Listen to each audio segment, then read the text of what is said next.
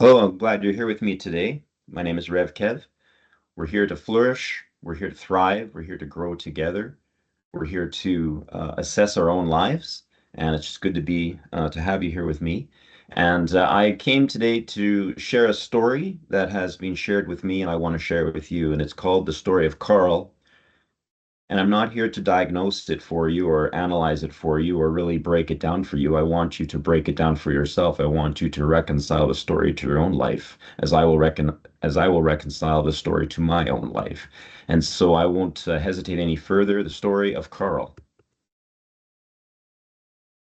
A prince and princess grew up in the castle with their parents, the king and queen. The prince was a year older than his sister. When the drawbridge was lowered one day, the siblings felt pity, for there was a poor, malnourished child sitting outside the castle walls. The two siblings asked their father, the king and queen, if they could adopt the poor boy. The royals liked the idea.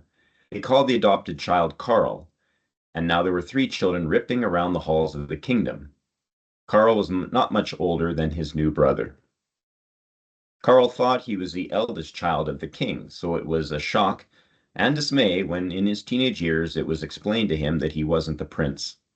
Karl had assumed all his life that he was next in line to be the king. One of the king's advisors heard Karl talking about being next in line and sorted it out with Karl. He said, Karl, you were adopted in and are not the next in line. Your brother is. Karl felt rejected and started acting out his grief because he was dealing with the loss of who he was. He was bewildered why his parents dropped him off at the foot of the castle in the first place. Karl was hurting. He was also pointing the finger at the king for deceiving him. When we are hurting, we often do strange things, impulsive things. Karl stole jewelry from the queen's dressing room. Stealing from a royal meant punishment was death. The jewels are not initially discovered, but later they are found in Karl's room. Karl is taken to the dungeon to await the fatal sentence. Karl is awaiting punishment. He is to be hanged from a rope by the neck. The prince shows up to Karl's cell wearing his royal signets and patches.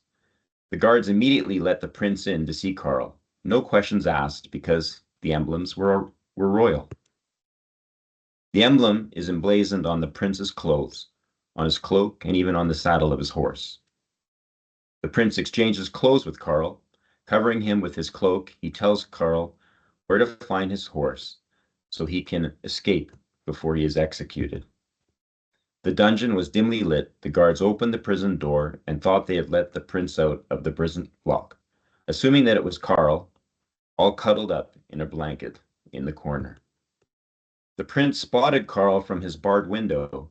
Karl was making his careful getaway down the winding forest trail.